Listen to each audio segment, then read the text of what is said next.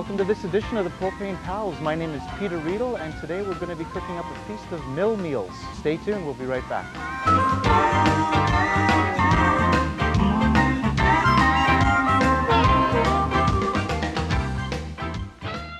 And welcome to this edition of the Propane Pals. Again, my name is Peter, and we're coming to you from Morton Mill, built in the late 1930s. And we're going to be cooking up a storm today. Our guest, good friend of mine, Roderick van Berkom, from Holland originally. That's correct. Living here. What are you doing today?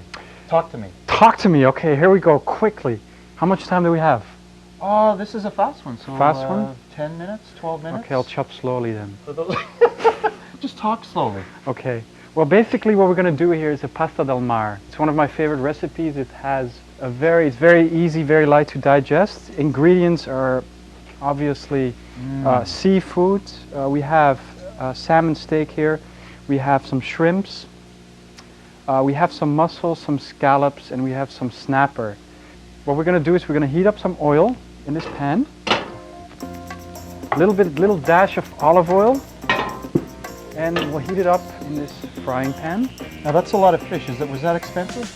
That of fish? I mean, you have 5 different types in there: seafood, shrimp, scallops, steak. We went overboard a bit, but you're under $10 here for really? That's still under people. $10. Yeah.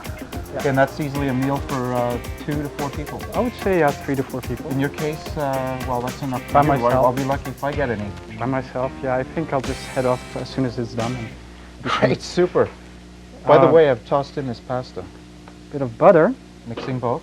Mix in both. We're going to chop up some garlic. If you want to chop up this onion, sure, that'd be great. How do you want these cut? Medium sliced. Wedges? In a circular motion. Circular motion. Circular motion. Yeah, I like that one too. And those I can put in the pan. Thank you. Onions first. You're welcome. And let them sutter. Do we have a spoon, by the way? The manual way. I can stir it with my hands. I saw that on your show once with this Texan guy.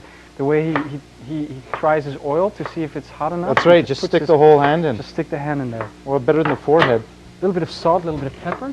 We're standing on some pretty tedious ground here, actually, but anything for the sake of adventurous cooking. Toss in these garlic, little pieces, with the onions.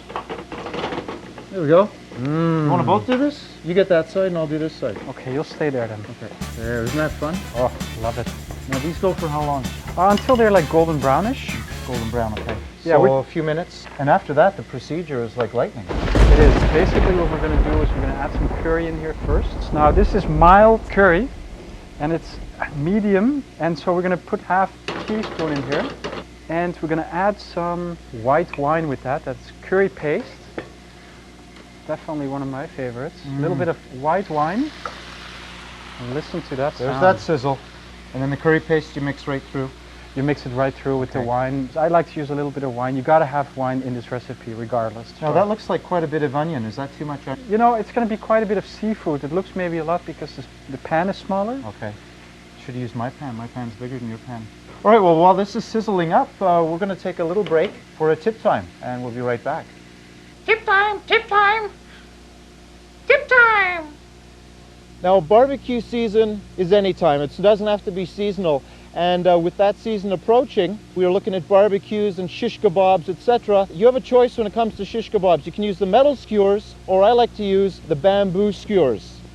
Now, what I like to do and what I recommend is soaking your bamboo skewers in water for 2 hours or so, and this will prevent them from burning, from singeing up completely on your grill. So after a couple of hours, the water completely penetrates and saturates the wood, soaking it right through, at that point making a very safe bamboo skewer. Test this pasta.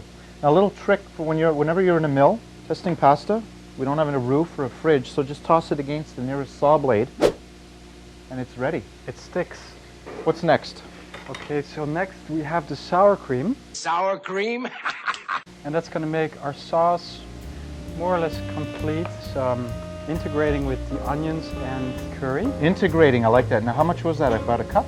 Yeah, about a cup. About a cup, okay. Maybe a little less. It's got to be nice paste. It's going to add a little zing of white wine on high heat. Just let it cool off a bit. Well, this pasta's ready. I'm just going to turn this off. So if I wanted that creamier, is it a matter of just adding more sour cream, or can I add half and half, or that's correct, regular cream? Yeah.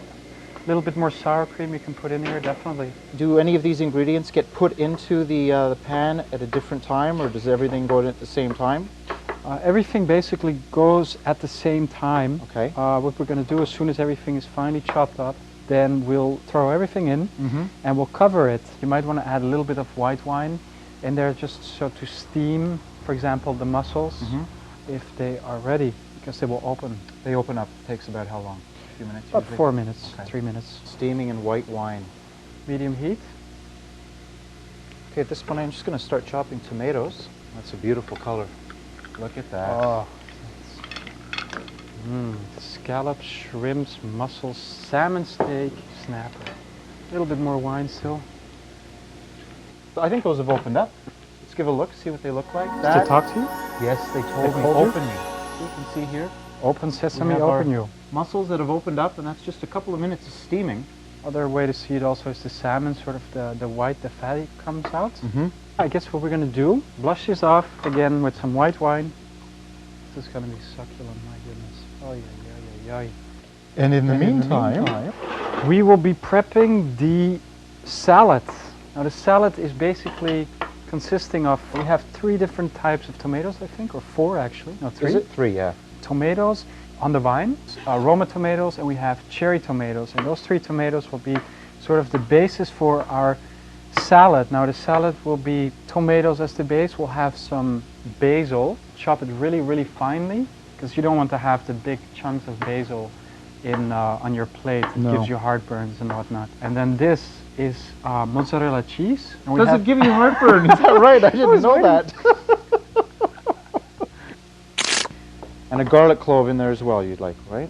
And to get rid of the garlic smell on your fingers, you use toothpaste, you Toothpaste, that's correct. And to get rid of the toothpaste smell on your fingers? said? Use parsley Yeah, or a garlic clove.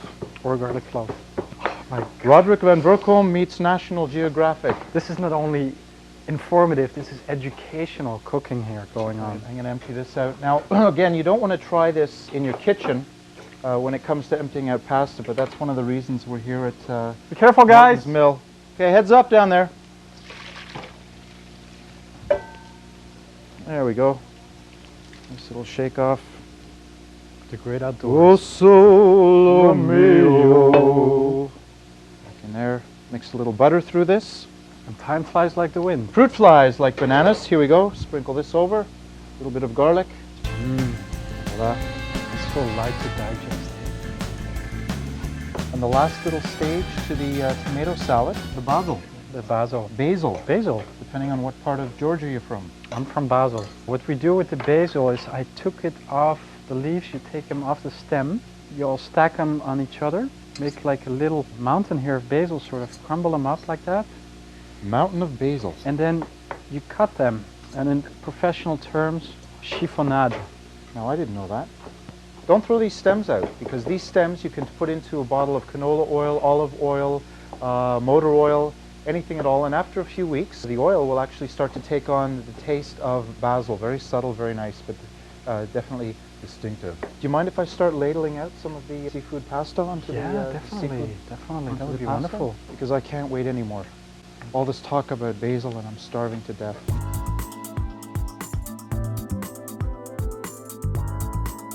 There it is, from Roderick, pasta del mar, and a nice spring tomato salad topped with basil and cheese.